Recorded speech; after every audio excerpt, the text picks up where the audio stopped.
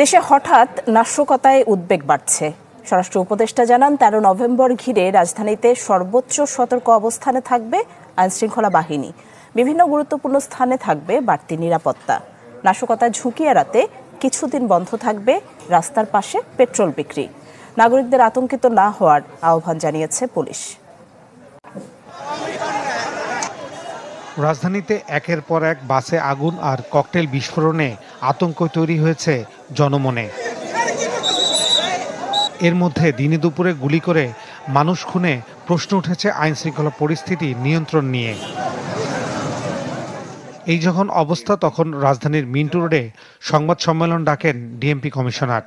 জানান, নাশকতার ঘটনায় গত ২৪ ঘন্টায় আটক করা হয়েছে অর্ধশত। আশঙ্কিত হওয়ার কোনো কারণ নেই।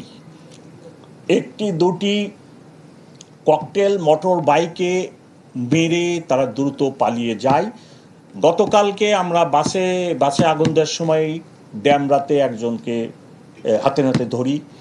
আমি আশা করতেছি অনতি বিলম্বেই আমরা এই যে মোটর বাইকে ককটেল ছুঁড়ে পালায় যায়, পালানরত অবস্থায় ধরে ফেলবো ইনশাল্লাহ। ১৩ নভেম্বর আওয়ামী লীগের কর্মসূচিকে কেন্দ্র করে আতঙ্কিত হওয়ার কিছু নেই বলেও আশ্বাস দেন তিনি। জানান, সেদিন গুরুত্বপূর্ণ স্থানে থাকবে বিশেষ নিরাপত্তা। চোরাগোপ্তা হামলার আগাম তথ্য জানায় গোয়েন্দা ব্যর্থতা আছে কিনা এমন প্রশ্ন ছিল তার কাছে। মোটেও ঢেলে ঢালা প্রস্তুতি না।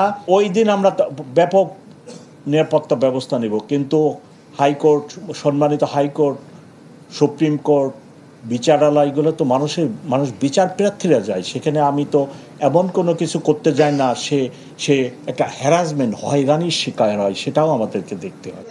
এদিকে সচিবালয়ের ব্রিফিংয়ে স্বরাষ্ট্র উপদেষ্টা জানান, ১৩ নভেম্বর নিয়ে সতর্ক আছে সরকার। নাশকতার ঝুঁকি এড়াতে কিছুদিন বন্ধ থাকবে রাস্তার পাশে পেট্রোল বিক্রি। যে ১৩ তারিখের ঘটনা নিয়ে এই ক্ষেত্রে আইন শৃঙ্খলা বাহিনী কিন্তু একটা শক্ত অবস্থান নিয়েছে। এবার এরা একটা শক্ত অবস্থানে থাকবে এবং পরিস্থিতি নরমাল থাকবে। জুলাই হত্যা মামলায় ট্রাইব্যুনালে শেখ হাসিনার রায়ের দিন ধার্য ঘিরে লকডাউনের ডাক দিয়েছে আওয়ামী লীগ। এরপর থেকে বিভিন্ন স্থানে আগুন দেওয়া হচ্ছে বাসে, ঘটছে ককটেল বিস্ফোরণের ঘটনা।